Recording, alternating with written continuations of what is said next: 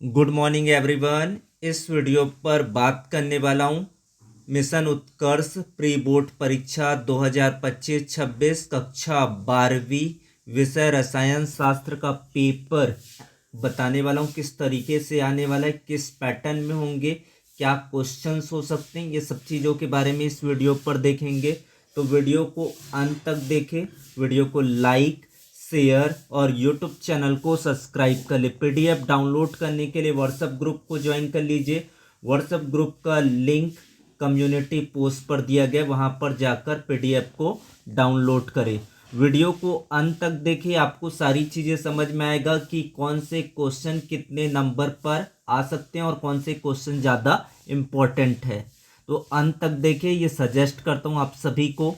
सबसे पहला क्वेश्चन है, यहाँ पर शुद्ध जल की मोलरता होती है। न्यूमेरिकल क्वेश्चन का ऑब्जेक्टिव है, जिसमें आपको न्यूमेरिकल निकालना पड़ेगा। इसका जो न्यूमेरिकल वैल्यू होती है 55.6 होता है। मोलरता का फॉर्मूला लगाएंगे और मोलरता का फॉर्मूला लगाकर इस प्रश्न को हल करेंगे। तो यहाँ पर तो एक क्वेश्चन आपका न्यूमेरिकल आता है और साथ ही साथ आपके यूनिट और फॉर्मूला को पूछा जा सकता है। तो पहले ऑब्जेक्टिव क्वेश्चन इसी तरीके से होने वाला है। उसके बाद है आपका अगला प्रश्न, लोहे को संक्षारित होने से बचाने के लिए उस पर जिंक की परत चढ़ाना कहलाता है। कॉन्सेप्चुअल क्वेश्चन है, दिमाग का क्वेश्चन है। गैल्वेनीकरण, कैथोटिक रक्षण, प्रकाश विद्युत अपघट्य या विद्युत अपघटन। तो इसका कौन सा आंसर आएगा वो बताओ कमेंट पर। इसका आंसर आ जाएगा, पढ़े हैं, कॉन्सेप्चुअल है, गैल्वेनीकरण कहलाता है। लोहे, जिंक लोहे से अत्यधिक क्रियाशील होने के कारण बलिदानी एनोड बनकर लोहे को जंग से बचाता है। उसके बाद है, फिर से आपको इकाई आना चाहिए। प्रथम कोटि अभिक्रिया के लिए वेग स्थिरांक की इकाई क्या होता है? Mole, litre inverse, second inverse, second inverse, litre, mole inverse, second inverse, litre की पावर 2, मोल की पावर 2, सेकेंड की पावर -1। तो इसका जो राइट आंसर होगा वो सेकेंड इनवर्स होगा। तो प्रथम कोटि अभिक्रिया के लिए जो रेट होता है वो कांस्टेंट और साथ में अभिकारक की जो पावर होगी वो 1 होगी। तो इसमें जो होगा के की इकाई यहाँ पर टाइम इनवर्स होता है या सेकेंड इनवर्स होगा। फिर है आपका डायरेक्ट कॉन्सेप्चुअल क्वेश्चन, संक्रमण तत्व का सामान्य इलेक्ट्रॉनिक विन्यास क्या होता है? इसमें से आपको पहचान करके बताना है कि सामान्य इलेक्ट्रॉनिक विन्यास कौन सा होगा। n-1 d1 to 10 ns1 to 2 n-1 d10 ns2 n-1 d1 to 10 ns2 n-1 d5 ns1। तो इसमें से कौन सा ऑप्शन सही होगा? ऑप्शन ए होगा, यानी कि संक्रमण तत्व में अंतिम इलेक्ट्रॉन n-1 कक्षक में प्रवेश करता ही सामान्य इलेक्ट्रॉनिक विन्यास होता है। फिर एक कैलकुलेशन क्वेश्चन आपको पूछा गया है कि इसकी ऑक्सीकरण संख्या को ज्ञात कीजिए। जो पोटेशियम का होता है वो +1 होता है, इंटू 4 करेंगे। Fe के लिए ज्ञात कर रहे हैं। साइनाइड होता है लिगेंड और इस लिगेंड की जो वैल्यू होती है वो -1 होता है और इसको 6 टाइम मल्टीप्लाई करेंगे। यहाँ पर कोई भी चार्ज उपस्थित नहीं है तो 0। तो ये हो गया 4 + x - 6 = 0, x - 2 = 0, देयरफॉर x = 2। तो यहाँ पर होगा ऑक्सीकरण अवस्था +2 होगा। तो कैलकुलेशन बेस्ड क्वेश्चन यहाँ पर पूछा जा सकता है आपको। उसके बाद है, आग बुझाने के लिए पायरीन का उपयोग निम्न में से किसी एक के द्वारा होता है। तो ये नॉलेज बेस्ड क्वेश्चन है, इसको आपको याद रखना पड़ेगा। क्या होता है? Carbon tetrachloride. कार्बन टेट्राक्लोराइड का व्यापारिक नाम, कार्बन टेट्रा ही क्लोराइड को व्यापारिक में पायरीन कहते हैं। इसका यह है पायरीन। फिर है आपका लुकास अभिकर्मक को पहचानना है। तो ये भी आपके आइडेंटिफिकेशन क्वेश्चन है कि इनमें से लुकास अभिकर्मक कौन सा है। तो लुकास अभिकर्मक किसे कहते हैं? सांद्र HCl निर्जल जिंक क्लोराइड, सांद्र HNO3 निर्जल जिंक क्लोराइड, सांद्र H2SO4, इनमें से कोई नहीं। तो आइडेंटिफाई करके बताना है लुकास अभिकर्मक में क्या होता है। तो लुकास अभिकर्मक का जो आंसर आएगा वो क्या होगा, आप कमेंट पर कीजिए इसका आंसर। तो जो इसका आंसर होगा वो होगा आपका सांद्र HCl और निर्जल जिंक क्लोराइड के जो मिश्रण होता है उसे लुकास अभिकर्मक कहते हैं। सांद्र HCl और निर्जल जिंक क्लोराइड को लुकास अभिकर्मक कहते हैं, जिससे क्या विभेदित होता है, प्राथमिक अल्कोहल, द्वितीयक अल्कोहल और तृतीयक अल्कोहल। उसके बाद है फॉर्मेलिन, एक जली विलयन है, कॉन्सेप्चुअल है, यानी कि आपको बताना है कि फॉर्मेलिन किसका विलयन है, फॉर्मिक अम्ल का, फॉर्मेल्डिहाइड का, फॉर्मिक क्लोराइड का, एसिटाल्डिहाइड का। तो क्या लगता है आपको, आंसर कमेंट पर कीजिए। क्या ये पता है फॉर्मेलिन किसका जली विलयन है, ये बताइए आपका आंसर क्या होना चाहिए। तो इसका जो आंसर होगा वो होगा फॉर्मेल्डिहाइड। फॉर्मेल्डिहाइड का जो 40% विलयन फॉर्मेलिन कहलाता है, जो जैविक परिरक्षक है। फिर है आपका अगला प्रश्न, यहाँ पर देखते हैं, हिंसबर्ग अभिकर्मक है। तो सारे आपको रिजेंट का नाम, यानी कि ये प्रायोगिक है, जहाँ पर आपको लैब के भी मटेरियल्स याद होने चाहिए कि क्या होता है। तो हिंसबर्ग अभिकर्मक कौन सा है, इसको यानी कि हिंसबर्ग अभिकर्मक के बारे में पता होना चाहिए। ये बेंजिल सल्फोनिल क्लोराइड को हिंसबर्ग अभिकर्मक कहते हैं, जो एमिनो के परिरक्षण के लिए उपयुक्त होता है। तो इसमें से जो आंसर है वो आपको चुन के बताना है कि कौन सा होगा। तो इसका जो फॉर्मूला होता है C6H5SO2Cl होता है, जिसको क्या कहते हैं, बेंजील सल्फोनिल क्लोराइड। क्या ये पता था हिंसबर्ग अभिकर्मक, आपको कमेंट पर बताना है। रिकेट्स किस विटामिन की कमी से होता है, तो यहाँ पर सीधा कॉन्सेप्चुअल क्वेश्चन, नॉलेज क्वेश्चन आपको लिया जा सकता है। Vitamin A, vitamin B, vitamin C, vitamin D. तो इसका राइट आंसर क्या होगा, रिकेट्स का। रिकेट्स के अंदर आपका क्या होता है, विटामिन डी की कमी से होता है। विटामिन डी की कमी से कैल्शियम का अवशोषण कम होता है, जिससे रिकेट्स हड्डियों का रोग उत्पन्न होता है। तो वैसे ही आपको विटामिन के सारी कमी, vitamin A, vitamin B, vitamin C, vitamin D, इनको आपको करना है। तो इसमें सीधा आपके नॉलेज यानी कि जनरल नॉलेज का क्वेश्चन पूछा जाएगा। फिर है आपका अति लघु उत्तरीय प्रश्न, 1 अंक वाले प्रश्न होंगे। दहली ऊर्जा, दहली ऊर्जा का मतलब क्या होता है, न्यूनतम ऊर्जा, मिनिमम एनर्जी। मिनिमम एनर्जी होता है जो अभिकारक अणुओं के पास प्रभावी टक्कर करने के लिए होनी चाहिए। तो ये इसे क्या कहते हैं, आपका थ्रेशहोल्ड एनर्जी कहते हैं। ये तो आपका हो गया डेफिनेशन का क्वेश्चन। फिर है आपको पूछा गया है परमाणु क्रमांक 24 वाले तत्व का नाम व प्रतीक बताइए। तो 24 नंबर में कौन सा तत्व आता है, कौन सा ब्लॉक का एलिमेंट है, ये चीज़ें आपको अंदाज़ा होना चाहिए। ये सीधा सीधा क्वेश्चन तो नहीं है। तो इसका जो 24 नंबर का जो परमाणु क्रमांक होता है, Z= यहाँ पर 24 दिया गया है। 3D श्रेणी का तत्व है जिसका नाम है क्रोमियम। क्रोमियम का परमाणु क्रमांक 24 होता है और अपवादिक नियम है ये आपको बताना है। इसका संकेत और तत्व पूछा गया, साथ में आपके इलेक्ट्रॉनिक विन्यास को भी पूछा जा सकता है, जिसका आपका इलेक्ट्रॉनिक विन्यास होगा आर्गन, उसके बाद होगा 3D5, उसके बाद क्या होगा 4S1 होता है अर्धपूरित कक्षक। फिर है आपको पूछा गया सीधा नाम रिएक्शन को दिया गया है, जिसमें आपको इसका समीकरण लिखना है। सेंडमेयर अभिक्रिया बहुत इम्पॉर्टेंट है। साथ में आपको आइडेंटिफाई या तो डायरेक्ट इस तरीके से रूपांतरित करके दिखा जा सकता है। C6H5N2Cl बेंजीन डाईएजोनियम क्लोराइड का क्या कराते हैं, से बनता है आपका क्लोरोबेंजीन CuCl और HCl की उपस्थिति में ये क्रिया करता है और साथ में क्या बना लेता है, यहाँ पर से C6H5Cl, यानी कि यहाँ से बेंजीन डाईएजोनियम क्लोराइड से नाइट्रोजन अलग हो जाता है। फिर है आपको यहाँ पर आइडेंटिफाई करना है कि CH3, CH2, CHCl और CH3, इसका जो IUPAC नाम होगा वो क्या होगा।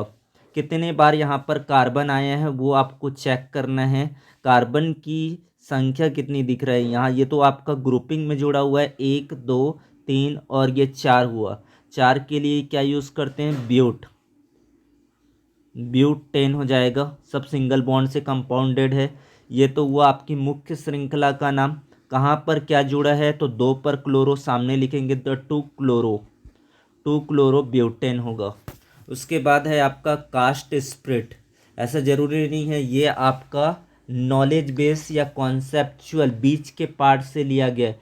तो कास्ट स्प्रेड किसे कहते हैं वो याद रखना पड़ेगा, मैथेनॉल को कहते हैं, मैथेनॉल। तो पार्ट के जो बीच के होंगे वो ऑब्जेक्टिव क्वेश्चन आपके दिमाग पर वो डिपेंड करेगा कि वो आप बना पाएंगे कि नहीं बना पाएंगे। रट के नहीं जाना है कि यही आपके कास्ट स्प्रेड को पूछ देंगे, हिंसबर्ग अभिकर्मक को पूछ देंगे, ऐसा नहीं है। आपको दिमाग लगाना है कि कौन से क्वेश्चन सही कहाँ पर बैठ रहा है।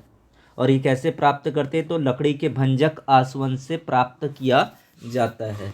तो इस तरीके से पहले पूरा ऑब्जेक्टिव आपको बताया गया और पूरा सॉल्यूशन आपको चाहिए, पढ़ना है सीरियसली तो आप लोगों के लिए व्हाट्सएप ग्रुप बनाएं, व्हाट्सएप ग्रुप को ज्वाइन करें, वहाँ पर आप अपडेट ले सकते हैं। उसके बाद है यहाँ पर लघु उत्तरीय प्रश्न दिया गया, सेक्शन सी पर 2 अंक वाले 7 प्रश्न आएंगे, जहाँ पर कुछ क्वेश्चन तो डेफिनेशन लेवल का, डिफरेंस लेवल का क्वेश्चन आएगा, जहाँ पर आपके क्वेश्चन इसी तरीके से पूछे जाएंगे। तो यहाँ पर फैराडे के विद्युत अपघटन का प्रथम नियम और द्वितीय नियम को तो अच्छे से आपको कर लेना है, कोलरॉस के नियम को करना है, प्राथमिक सेल द्वितीयक सेल जो भी आपके टॉपिक लगता है, विद्युत रासायनिक श्रेणी, इससे रिलेटेड आपका टॉपिक वो सब करना है, लेकिन डेफिनेशन लेवल का क्वेश्चन आएगा। उसके बाद है आपका छद्म आभासी प्रथम कोटि अभिक्रिया को उदाहरण सहित समझाइए, मोस्ट आईएमपी क्वेश्चन है ये।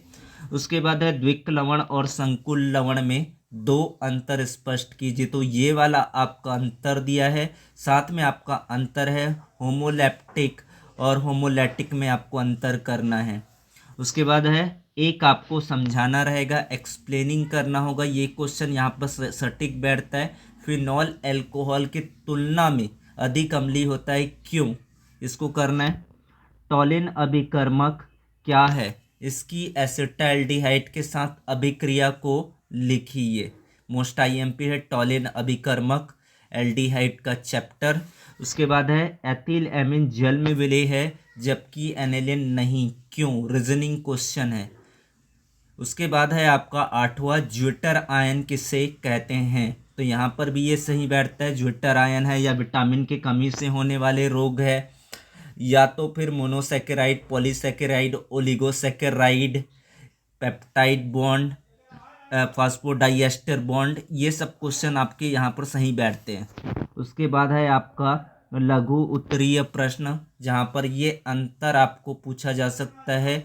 यहाँ पर मोलरता और मोललता में अंतर दिया गया, तो अंतर वाले आपके टॉपिक्स को अलग कीजिए कि अंतर में कौन कौन से है, धनात्मक विचलन, ऋणात्मक विचलन, आदर्श विलयन, अनादर्श विलयन, उनको आपको तैयार कर लेना है, अंतर जितना भी इसमें से दिखे।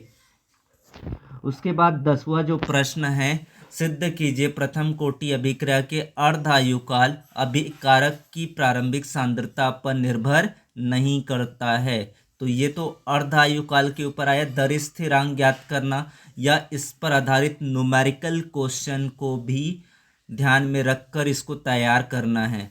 उसके बाद है आपका SN1 और SN2 अभिक्रियाओं में 3 अंतर लिखिए। यहाँ पर तो ये आपको एक्सप्लेनिंग वाला ही क्वेश्चन ज़्यादातर पूछा जाता है, कॉन्सेप्चुअल होता है यहाँ पर क्वेश्चन, अधिकतर कॉन्सेप्चुअल होगा। बीच का अंतर का क्वेश्चन SN1 दिखा, SN2 दिखा, DDT की संरचना क्या होती, क्लोरोफॉर्म के ऊपर टॉपिक है, कुछ आपकी अभिक्रियाएं हैं जिनको मिलाकर, जैसे कि मार्कोनिकॉफ का नियम, एंटी मार्कोनिकॉफ का नियम, ये सारी टॉपिक्स इनमें से लिया जा सकता है। फिर है आपका एल्कोहल के निर्जलीकरण की क्रियाविधि को समझाइए, मोस्ट आईएमपी क्वेश्चन है। यहाँ पर मैकेनिज्म यानी कि पूरा मैकेनिज्म को समझाना पड़ेगा कि ये निर्जलीकरण की क्रिया में क्या होता है, मोस्ट आईएमपी क्वेश्चन है ये। फिर है आपका टिप्पणी लिखिए, रासायनिक समीकरण सहित कार्बिलेमिन अभिक्रिया, हाफमाइन ब्रोमामाइड अभिक्रिया, ये दोनों क्वेश्चन आपको अच्छे से करना है। युग्मन अभिक्रिया भी है, तो इस कैटेगरी का क्वेश्चन आपको देखना है। जो यहाँ पर दिया गया है उनके अलावा आपको बुक में और क्या दिखाई दे रहा है, गाइड में क्या दिखाई दे रहा है, अपना दिमाग में आपको लगा के देखना है कि कौन सा क्वेश्चन कहाँ पर सही बैठेगा। प्रोटीन के विकृतीकरण से आप क्या समझते हैं, उदाहरण सही समझाइए। What do you mean by denaturation of protein, explain with an example. इसको आपको करके जाना है। उसके बाद है आपका जो क्वेश्चन दिया गया है प्रश्न नंबर 15, जहां पर आपके विलियन के टॉपिक आएंगे, जहां पर क्वेश्चन पूछा गया हेनरी का नियम लिखिए तथा इनके 2 अनुप्रयोग लिखिए। हेनरी का नियम मोस्ट इंपॉर्टेंट है, चाहे वो जितने भी नंबर का क्वेश्चन आए, चाहे वो 1 नंबर में आए, चाहे 2 नंबर में आए, चाहे वो 3 नंबर में आए, लेकिन आएगा जरूर। फिर है आपका एक प्रोटीन के 200 सेंटीमीटर की पावर 3 जली विलयन में 1.26 ग्राम प्रोटीन है। 300 केल्विन पर इस विलयन का परासरण दाब 2.57 इंटू 10 की पावर -3 बार पाया गया। मोलर द्रव्यमान का परिकलन कीजिए। तो ये कॉन्सेप्चुअल न्यूमेरिकल प्रॉब्लम है, जिसको आपको पूरा चीज़ें एनालाइज करके इसका सॉल्यूशन ढूंढना पड़ेगा। उसके बाद है राउल्ट का नियम, भी आपको सीधा सीधा पूछ सकता है, या राउल्ट के नियम को सिद्ध कीजिए। आदर्श विलयन, अनादर्श विलयन। उसके बाद है आपका अणुसंख्य गुणधर्म किसे कहते हैं, जहां पर वाष्प दाब में आपेक्षिक अवनमन, हिमांक में अवनमन, कथनांक में उन्नयन, परासरण दाब, रिवर्स ऑस्मोसिस प्रेशर, प्रतिलोम परासरण, ये सारे टॉपिक्स भी उनके क्वेश्चंस को, उस टॉपिक की फैमिली को पूरा कवर करना है। उसके बाद है आपका जो 16वां प्रश्न दिया गया है, यहाँ पर विबिट्टी का दिया गया है। संयोजकता बंध सिद्धांत विबिट्टी के आधार पर समझाइए कि टेट्रासाइनोनिकेलेट प्रतिचुंबकी है, जबकि टेट्राक्लोरोनिकेलेट ये क्या है, अनुचुंबकी है। विबिट्टी का ये वाला क्वेश्चन या तो विबिट्टी की सीमाएं या फिर और भी क्वेश्चन, समावयता आपको करना है, आयनन समावयता, जलयोजन समावयता, ये समावयता वाला टॉपिक आपको छोड़ना नहीं है, विबिट्टी आपको छोड़ना नहीं है, ये टॉपिक आपके लिए मस्ट है। साथ ही साथ आपको करना है विबिट्टी के अलावा वर्नर का सिद्धांत, जहाँ पर मोस्ट इम्पॉर्टेंट क्वेश्चन है। साथ में 2-4 डिफरेंस आपको इसमें से करना है, होमोलैप्टिक, होमोलैटिक, ये आपका जो क्वेश्चन है द्विक लवण है, संकुल लवण है, ये वाला आपको क्वेश्चन को करके जाना ही है। फिर IUPAC को आपको प्रैक्टिस करना है, किस प्रकार से लिखा जाता है। यहाँ पर धातु होता है, केंद्रीय धातु आयन होता है, लिगेंड होता है। उसके बाद है लिगेंड आपके एक से अधिक होते हैं, जहाँ पर अल्फ़ाबेटिकल ऑर्डर को यूज़ करना पड़ता है, या तो ऑर्गेनिक लिगेंड्स आते हैं तो उनके नामकरण में बदलाव आता है, तो उनको आपको समझना है, अंडरस्टैंड करना है, बुक का हेल्प लीजिए, ताकि आप जितना ज़्यादा इसको प्रैक्टिस करेंगे आप लोगों के लिए उतना ही जल्दी ये अच्छे से बन पाएगा। उसके बाद है 5 अंक वाले प्रश्न, ये मोस्ट इम्पॉर्टेंट है आपका 2022 और 2024 के एग्जामिनेशन पेपर में ये क्वेश्चन पूछा गया था। 1 मोलर कॉपर सल्फेट युक्त कॉपर इलेक्ट्रोड एवं परमाणिक हाइड्रोजन इलेक्ट्रोड युग्म से बने विद्युत रासायनिक सेल, यानी कि टॉपिक क्या है, विद्युत रासायनिक सेल का नामांकित रेखा चित्र द्वारा प्रदर्शित कीजिए। तो इस बार क्वेश्चन आपको नया भी बना के दे सकते हैं, या तो फिर ये कॉपी ऑफ द क्वेश्चन भी हो सकता है। उसके बाद है इस सेल अभिक्रिया लिखिए एवं विद्युत वाहक बल की गणना कीजिए, जब कॉपर इलेक्ट्रोड के लिए परमाणिक विद्युत वाहक बल प्लस 0.34 वोल्ट दिया गया। तो यहाँ से आपको एनोड और कैथोड निकालना पड़ेगा, एनोड और कैथोड क्या होगा, उसके बाद इलेक्ट्रोमोटिव फोर्स कैलकुलेट हो जाएगा। उसके बाद अथवा पर विद्युत रासायनिक श्रेणी क्या है, कोलरॉस नियम को लिखिए और इसके 2 अनुप्रयोग को बताना है, इलेक्ट्रोकेमिकल सीरीज के बारे में, साथ ही कोलरॉस लॉ के 2 एप्लीकेशन को भी समझाना है। तो ये क्वेश्चन यहाँ पर सटीक बैठता है, और भी क्वेश्चंस है जो यहाँ पर लिया जा सकता है। आपको खुद से एनालाइज करना है पैटर्न को और पैटर्न खुद से लगाओ कि यहाँ पर कौन से क्वेश्चन हैं जो आएंगे ही आ सकते हैं। उसके बाद है आपका 18वां प्रश्न, जहाँ पर आपको रीजनिंग क्वेश्चन, अंतर question, concept question, definition question यही बस करके जाना है। पूरे 5 में 5 नंबर पक्का है। जैसे कि यहाँ पर एक रीजनिंग क्वेश्चन पूछा है, संक्रमण धातुएं और उनके यौगिक अच्छे उत्प्रेरक होते हैं क्यों, कारण दीजिए। Transition metal and their compound act good catalyst, why give reason is a must important of the question. जहाँ पर मिश्र धातु का जो टॉपिक है, इसके जो प्रॉपर्टीज है, संक्रमण धातुएं या संक्रमण तत्व के, जिंक कैडमियम मर्क्यूरी को संक्रमण तत्व क्यों नहीं माने जाते। और साथ में यहाँ पर आपको दिख रहा है कि लेंथेनाइड और एक्टिनाइड में 2 अंतर पूछा गया है। साथ में आपको डी ब्लॉक, एफ ब्लॉक, अंतर संक्रमण तत्व, संक्रमण तत्व, दुर्लभ धातु, किसी का तत्व का इलेक्ट्रॉनिक विन्यास लिखना, कोई भी प्रकार का आपके कॉन्सेप्चुअल बेस क्वेश्चन यहाँ पर बन सकता है। फिर है आपका जो क्वेश्चन आएगा, साथ में एक बनाने की विधि, पोटेशियम क्रोमेट का, पोटेशियम डाइक्रोमेट का, ये दोनों को ही करके जाओ। पोटेशियम परमैंगनेट, पोटेशियम डाइक्रोमेट, ये 2-3 टॉपिक है जहाँ पर आप इन विधि को समझ सकते हो, जल्दी तरीके से इसको कवर अप कर ले।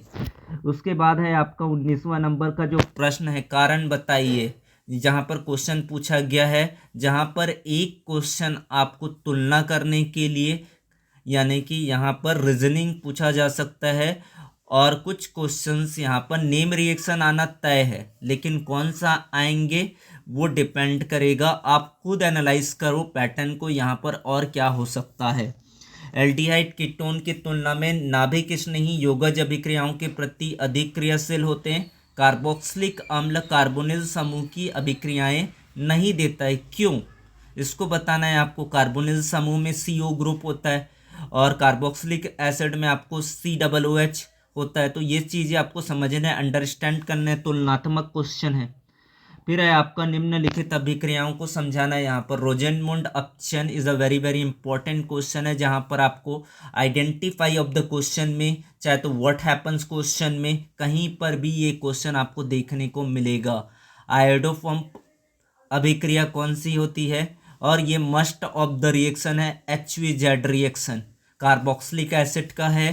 तो इसमें से हो सकता है कि एक क्वेश्चन एल्डिहाइड के लिए, एक क्वेश्चन कीटोन के लिए और एक क्वेश्चन आपका कार्बोक्सिलिक एसिड से पूछा जा सकता है। तो वो तीनों पैटर्न के 3-4 क्वेश्चन आपको खुद से करना है। रोजेनमुंड अपचयन है, स्टेफेन अभिक्रिया है, आयोडोफॉर्म देख रहे हैं तो आयोडोफॉर्म को देखो, उसके और कॉम्प्लीमेंट्री में कौन सा है उनको भी देखे। आपको खुद से एनालाइज हो जाएगा, किसी की ज़रूरत नहीं पड़ेगा। आप यहाँ से एक पेपर उठाइए और पेपर को देखिए, उसमें आपको क्या नज़र आ रहा है। फिर आपको क्या होता है जब एसीटोन क्षार की उपस्थिति में आयोडीन से क्रिया करता है। ये तो एक पैटर्न है, यही क्वेश्चन कॉपी हो वो ज़रूरी नहीं है, कोई भी क्वेश्चन आपको लिया जा सकता है। इसको आपको इसी वजह से इस वीडियो को अंत तक देखने के लिए बोला हूँ, ताकि आपको सारी चीज़ें एनालाइज और दिमाग को गहराई तक सोचने में आपको हेल्प करेगा। फिर एल्डिहाइड को फेलिंग विलयन के साथ गर्म किया जाता है। तो आपने देखा एक कीटोन का लिया, एसीटोन क्षार की उपस्थिति में आयोडीन से क्रिया करता है और इसमें ज़्यादा गलती होने के चांसेस कम होते हैं। सबसे पहले तो आपको एसीटोन का फॉर्मूला आना चाहिए, क्षार से करा देना है, कौन से अभिकर्मक कौन से कैटलिस्ट का यूज़ कर रहे हैं, कितने डिग्री टेम्परेचर पर कर रहे हैं, ये सारी चीज़ें, और प्रोडक्ट क्या बन रहा है, A और B क्या होगा, अगला स्टेप क्या हो सकता है, ये सब चीज़ें आपको लगाना है। एसिटाल्डिहाइड को फेलिक विलयन के साथ गर्म किया जाता है, ये चीज़ आपको करना है। एसिटिक अम्ल फास्फोरस पेंटाक्लोराइड के साथ क्रिया करता है, तो ये क्वेश्चन आपको दिया गया है। और साथ में आपको एक मैकेनिज्म इसमें आपको देखने को मिल सकता है, यानी कि पूरी क्रियाविधि को समझाना पड़ेगा। नाभिक स्नेही योगज अभिक्रिया, न्यूक्लियोफिलिक एडिशन रिएक्शन की क्रियाविधि को उदाहरण सहित समझाइए। तो वीडियो को देखने के लिए धन्यवाद। लाइक करें, शेयर करें, सब्सक्राइब करें चैनल को। धन्यवाद।